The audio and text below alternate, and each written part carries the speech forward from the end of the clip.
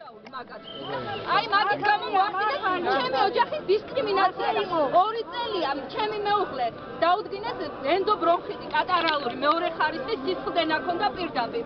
ჩემს ძმას აქვს ლეიკემია და მე თვითონ არითმიები და წნევები და საშინელებები მაწუხებს ზუსტად იმის გამო რომ ეკოლოგიური კატასტროფაა ჩვენთან და კაციშვილი არ აკავს პატრონი აქაურობა.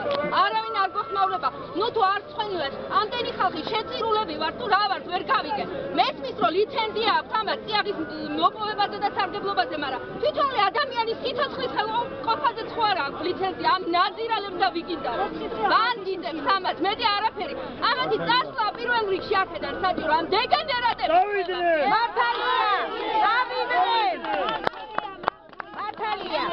Urbalები მოშოდნენ კადრი.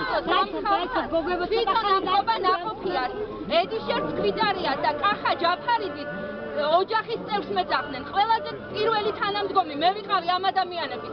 ყველაზე უპატიოსნესი ადამიანები მეგონე და თურმე ასე უნდა გაწიროს და ეს ნაძირლები და ვიკინდარები ამათ უსაქციელებს, ესე იგი აღარ აქვს საზღვარი.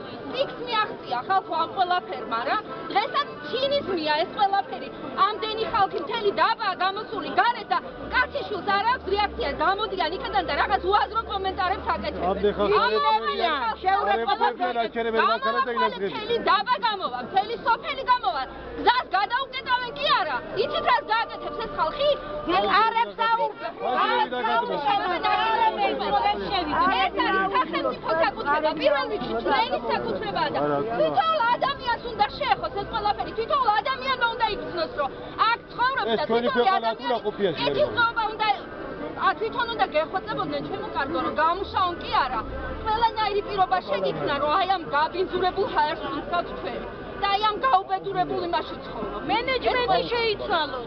ზუსტად მენეჯმენტი თავის ინვესტორიანად მიყვეს. დასაქმდეს დეგენერატები ესეთი ნაძირლები ამას